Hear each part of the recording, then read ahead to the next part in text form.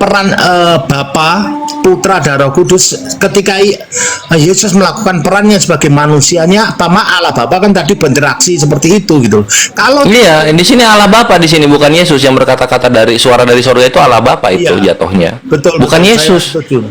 Mantap. Betul. Allah Bapa tadi yang berperan gitu. Dan Yesusnya sebagai manusianya itu harus menerima itu. Kan sekali lagi konsekuensi sebagai manusia itu Yesus harus menanggungnya. Maka dia walaupun dia setara dengan dengan Allah, dia tidak mengambil kesetaraan itu dengan Allah dan dia. Nah, ini bentrok lagi nih ketika dibilang setara gitu. Karena Yesus di Yohanes 14:28 sudah bilang Bapa lebih besar daripada aku. Masih dipaksa gitu harus setara gitu loh. Padahal Bapak lebih besar kata Yesus. Inilah kenapa gue bilang kalau misalnya tidak berkata begitu jangan difitnah gitu. Oh, bukan begitu kan, peran Yesus yang sebagai manusia, konsep kemanusiaannya tadi kan dia kan sudah mengambil walaupun. Nah, coba peran Yesus sebagai Allah dia berbicara seperti apa? Coba di mana Yesus sebagai Allah itu berbicara? Kapan? Ya, satu dia menghidupkan orang mati. Bukan berbicara. Kalau misalnya itu mujizat semua nabi melakukan. Maksudnya ketika dia berbicara dalam kealahannya itu kapan? Pengen tahu. Nah, makanya konsepnya di situ kan ketika dia berperan sebagai Allah, salah satunya dia menghidupkan orang yang sudah 3 hari mati, kayak begitu. Tidak semua nabi punya mujizat itu loh, Pak, gitu. Tidak semua nabi. Tidak semua nabi. Ya. Ada 2. Iya. Ada 2. Itu nanti dibaca lebih dalam.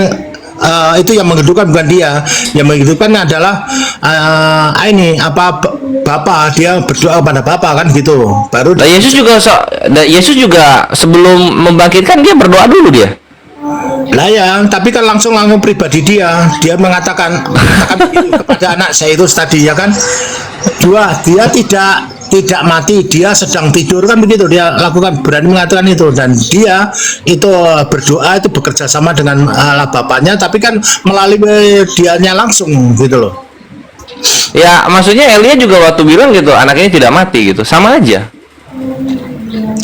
Elia juga berkata-kata begitu ketika melihat. Tunggu ya, aku cariin dulu dalilnya. Iya. Bagus sih Bang, ini mau menguji iman, bagus, saya suka ini. Iya gitu, semoga tercerahkan ya. Iya. Nah, ini mungkin rekan lain yang mau menanggapi silakan juga.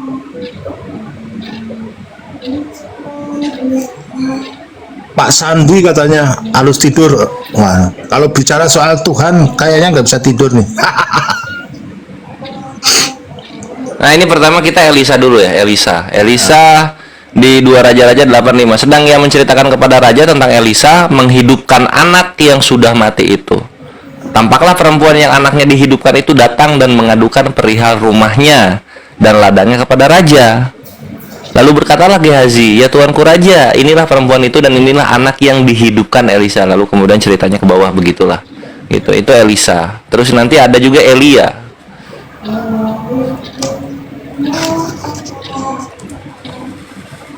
Iya. Elia itu ada di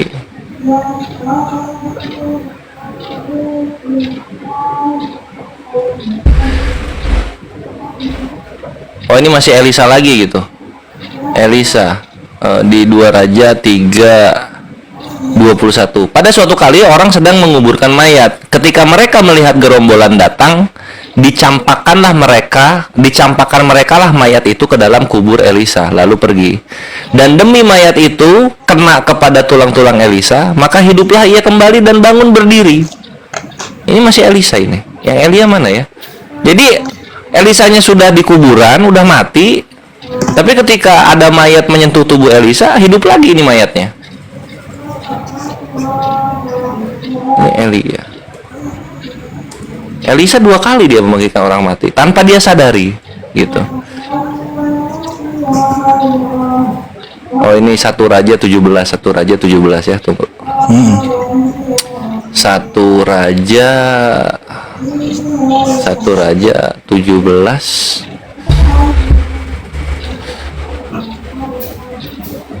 Ya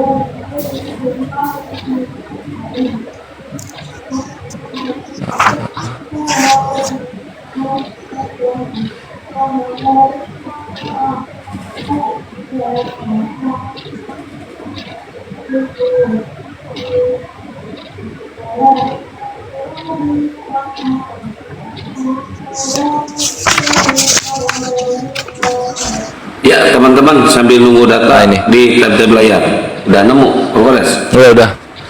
Ketiduran barusan deh. Nah ini. Oke, Ya, iya. 1 Raja 17:20. Sesudah itu ia berseru kepada Tuhan, katanya, "Ya Tuhan, Allahku, apakah Engkau menimpakan kemalangan ini atas janda ini juga yang menerima aku sebagai penumpang dan dengan membunuh anaknya?" Lalu ia mengunjurkan badannya di atas anak itu 3 kali dan berseru kepada Tuhan, katanya, "Ya Tuhan Allahku, pulangkanlah kiranya nyawa anak ini ke dalam tubuhnya."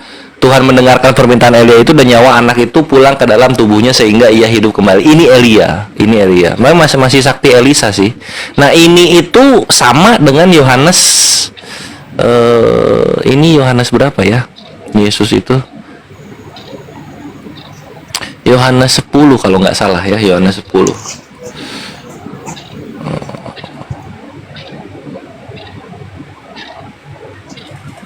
Yohanes 5 apa ya? Tunggu.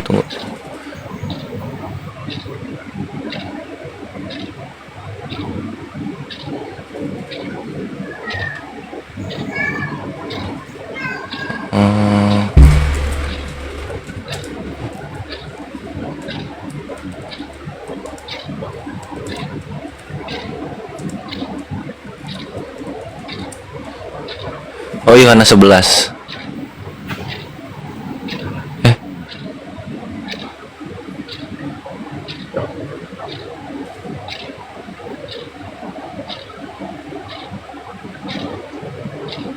Yohanes 11 1 sampai 25. Yohanes 11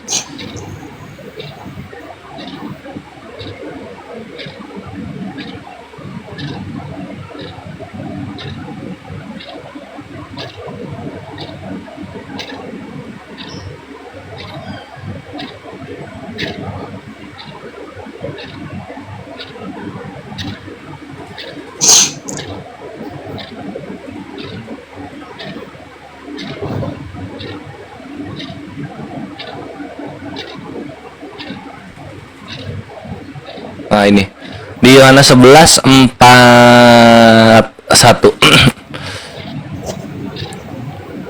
Ketika Yesus mau membangkitin yang mati ya, Lazarus ini namanya.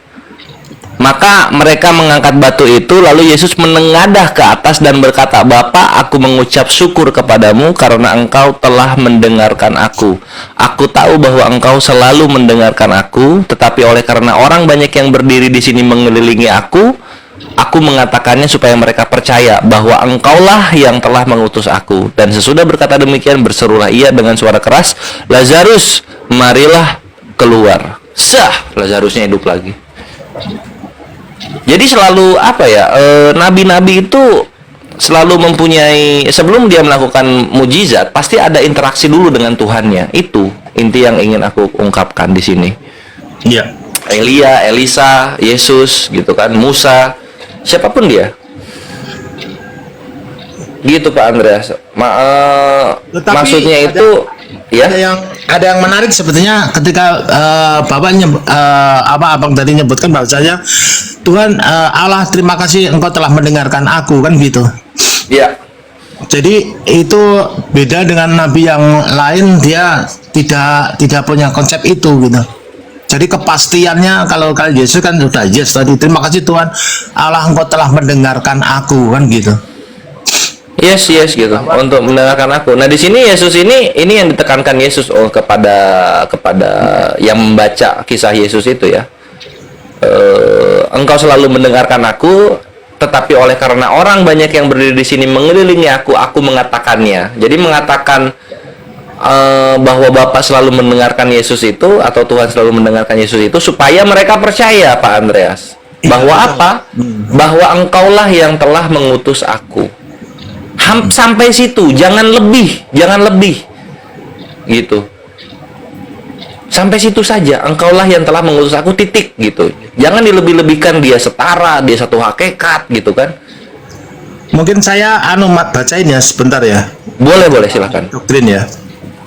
Begini. Oh, doktrin. Pertama harus dikatakan bahwa doktrin Tritunggal itu bukan mengenai jumlah Allah, namun mengenai keberadaan hakikat Allah yang esa, tiada terbilang dan tiada bandingnya.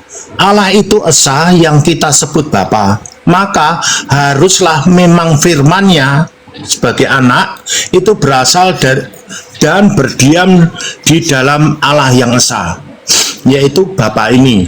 Demikian pula rohnya pun harus keluar dan berdiam dalam Bapa yang esa itu. Dengan demikian keesaan Allah terjaga karena memang Allah itu esa, tiada tandingan atau sekutu baginya. Jadi Tritunggal Maha Kudus adalah Allah yang esa, yaitu Sang Bapa, yang memiliki dalam zat dan hakikatnya yang esa, firman yang kekal, yaitu anaknya, dan roh yang kekal, yaitu Roh Kudus, yang melekat satu di dalam dirinya, yang esa itu. Jadi, kalau orang mengatakan bahwa kita mempercayai tiga Allah, itu jelas tidak benar. Jadi, ketiga-tiganya itu berasal dari Bapa. Itu sih doktrin yang secara diajarkan oleh gereja seperti itu ya. Yes. Nah, ketika doktrin gereja mengajarkan seperti itu gitu, di doktrin orang-orang Kristen itu bukan Tuhan itu tidak bisa dihitung. Tuhan itu tidak bisa dihitung. Allah itu tidak bisa dihitung gitu. Ya, lalu ketika kalian menyebutkan Bapa, Putra, Roh Kudus, di situ kan secara nggak sadar manusia itu menghitung, terhitung itu. Jadi ketika dibilang nggak bisa dihitung, itu kontradiksi dengan prakteknya. Karena ketika dibilang Bapak, Putra, Roh Kudus, Bapak, Putra, Roh Kudus gitu, itu terhitung, nggak bisa dipungkiri.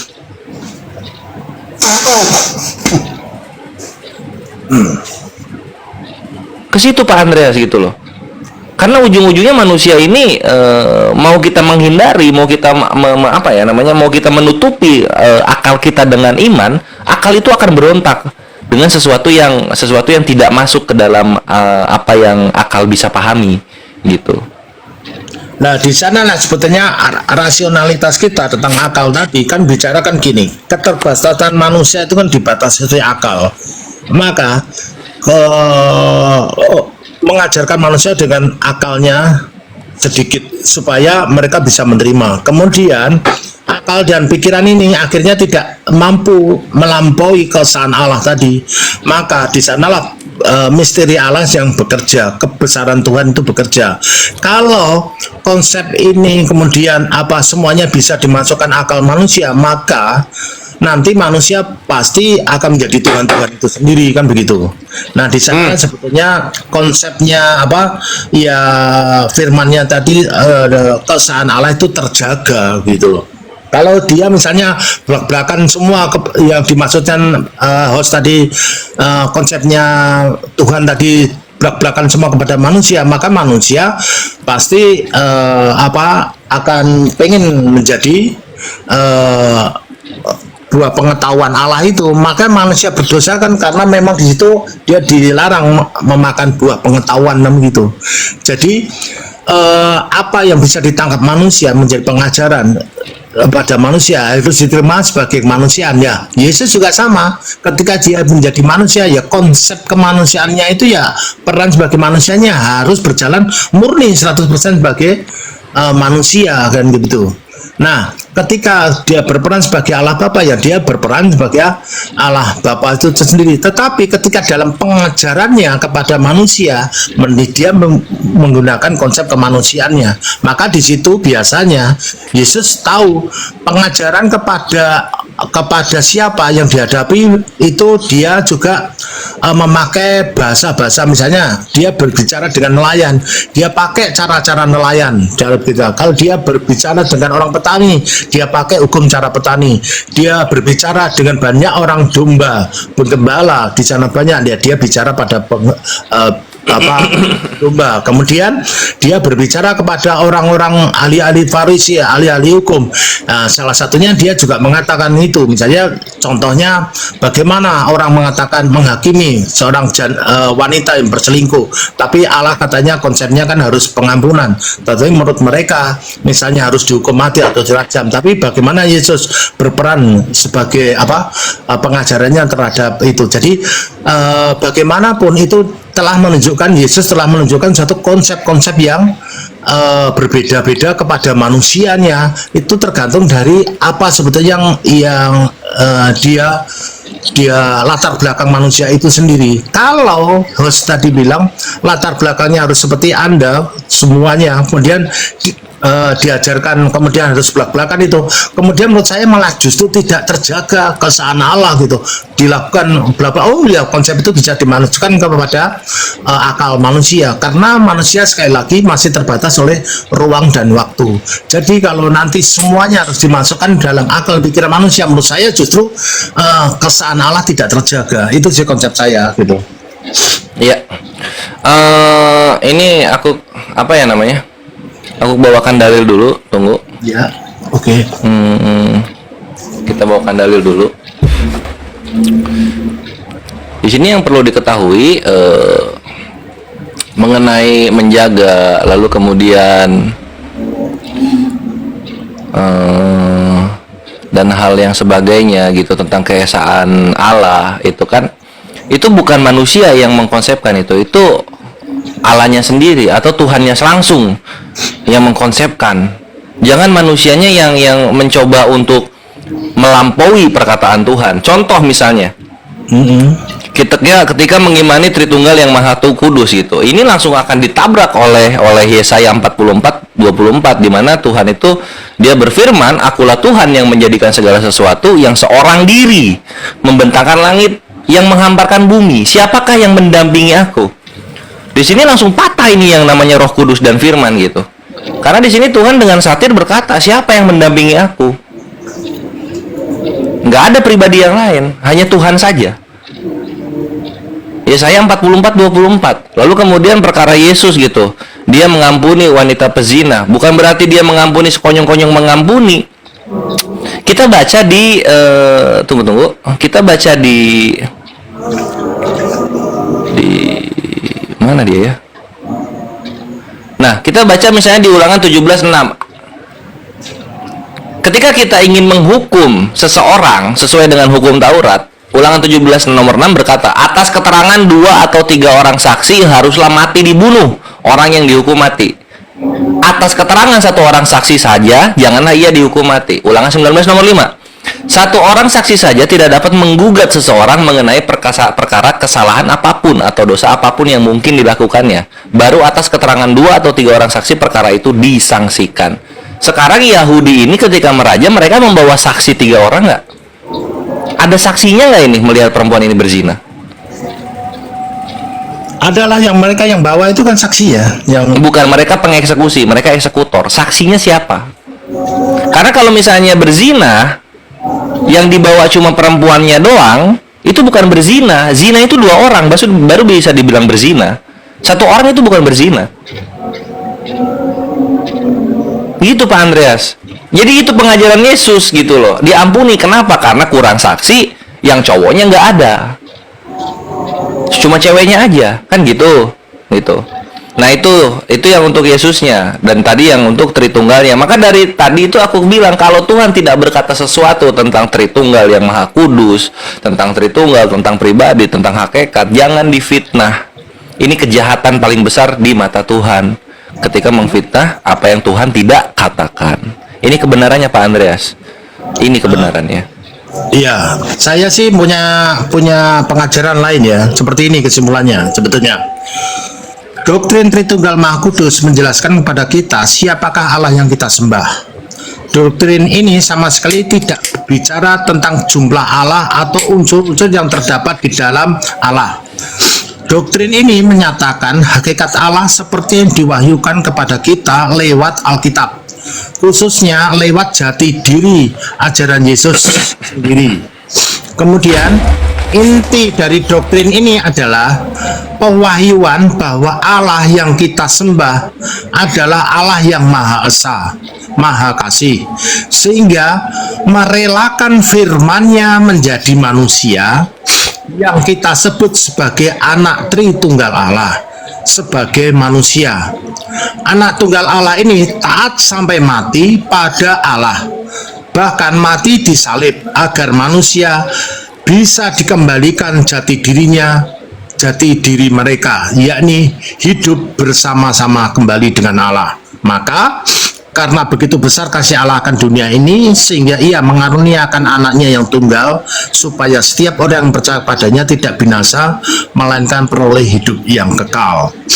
Pengakuan bahwa Allah adalah Allah yang pengasih dan penyayang mendapat bobotnya yang terdalam jika kita menyadari bahwa Ia yang adalah Allah rela menjadi manusia yang terbatas oleh ruang dan waktu, dan dalam keberadaannya sebagai manusia itu Ia rela mengorbankan hidupnya agar manusia selamat. Inilah bukti yang tidak bisa disangkal betapa besar kasih Allah kepada manusia.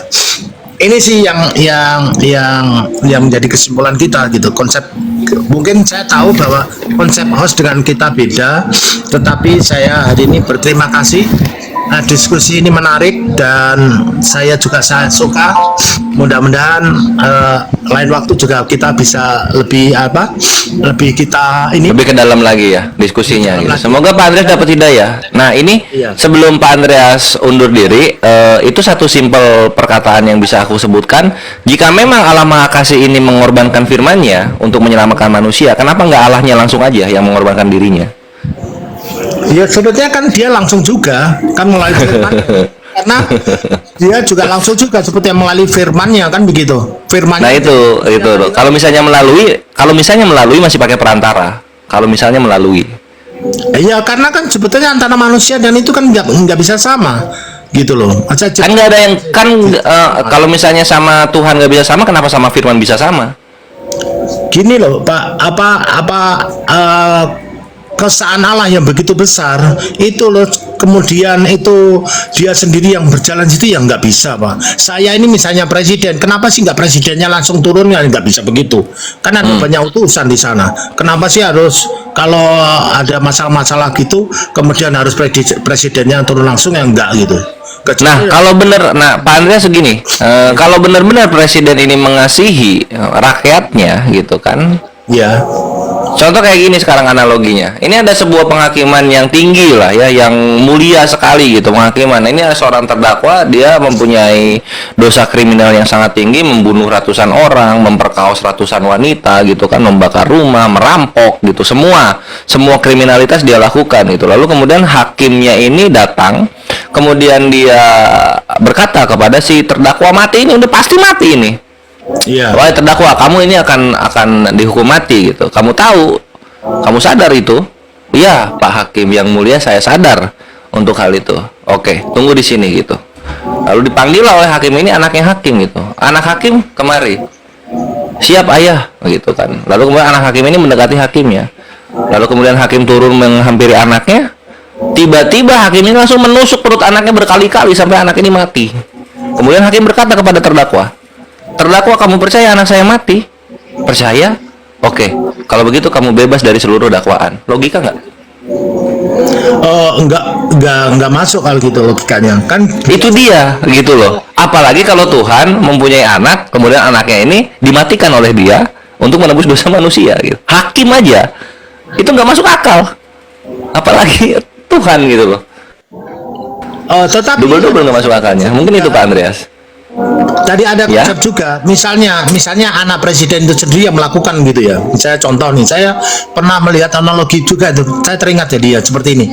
Misalnya anak Pak Hakim itu sendiri lah kira-kira, dia melakukan kejahatan kan gitu.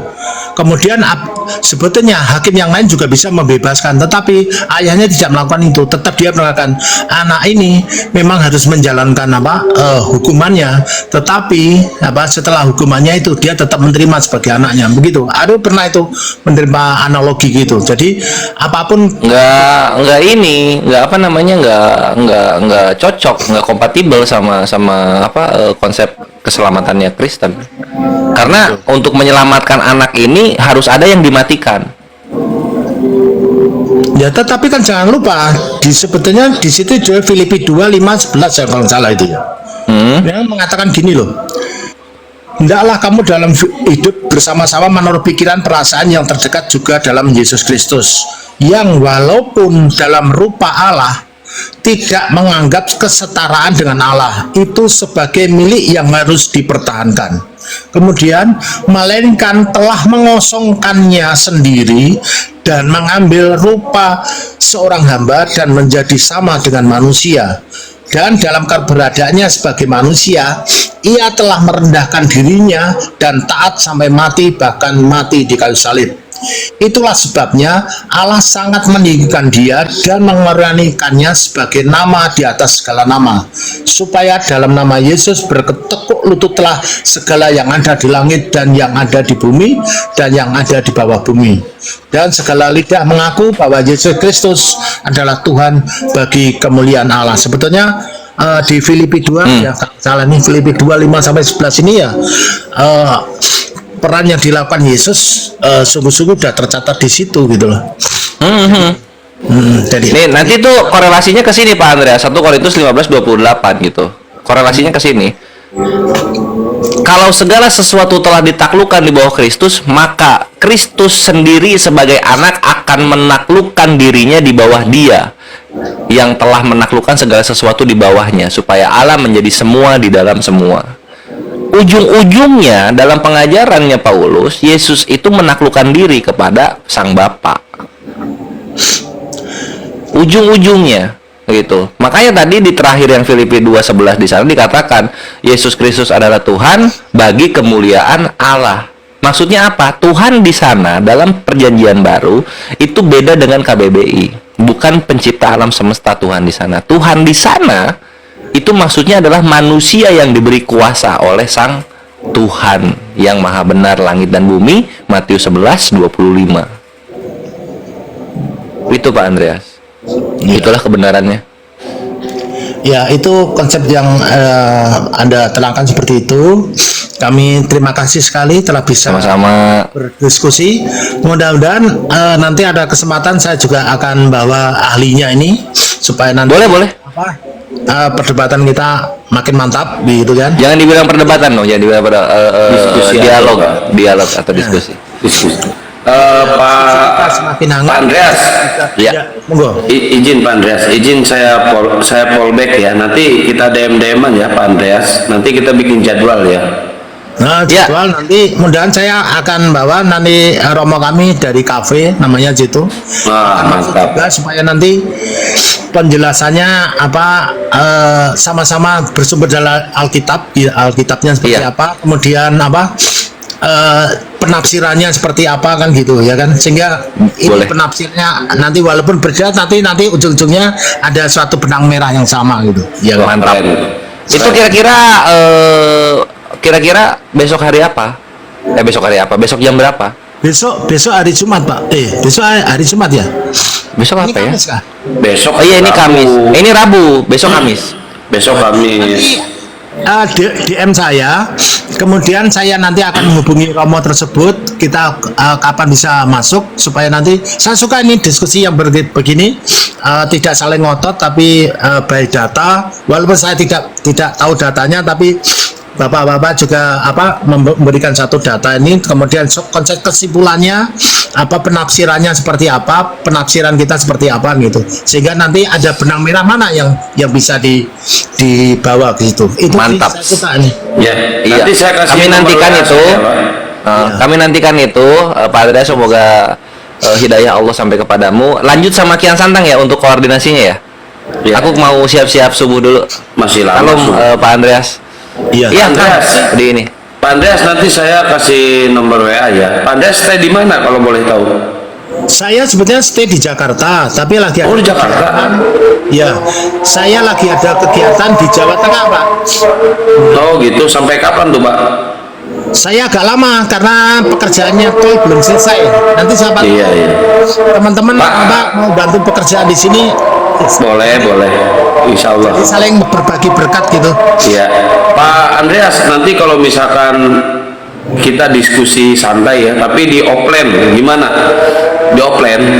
Oh enggak apa-apa, dimasukkan nanti ke YouTube juga nggak apa-apa supaya Oh, oke. Nanti saya WA ya Pak. dokumentasi, iya, Pak, terdokumentasi. Ya. Pak, Bapak bisa ngetik nomor WA saya nggak di bawah? Saya mau ngetik nomor WA saya nih Pak. Oh iya, terima kasih Iya. Pak Ian. Saya senang sekali. Jadi semakin mengukuhkan kita nanti, ya. Dapat saya terima. Itu Pak, nomor HP saya di bawah Pak.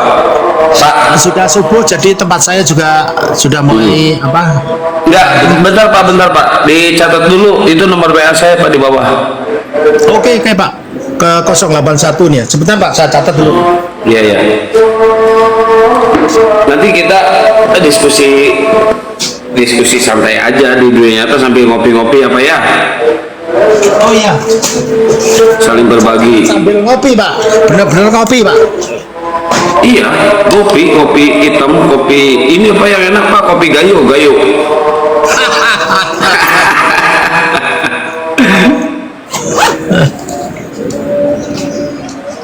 Oke Pak, saya catat nih kos.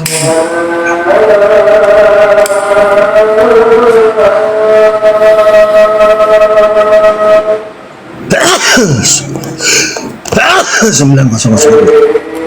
Oke Pak Kian ya. Thank you. Iya, Catat nih. siap. Di WA aja ya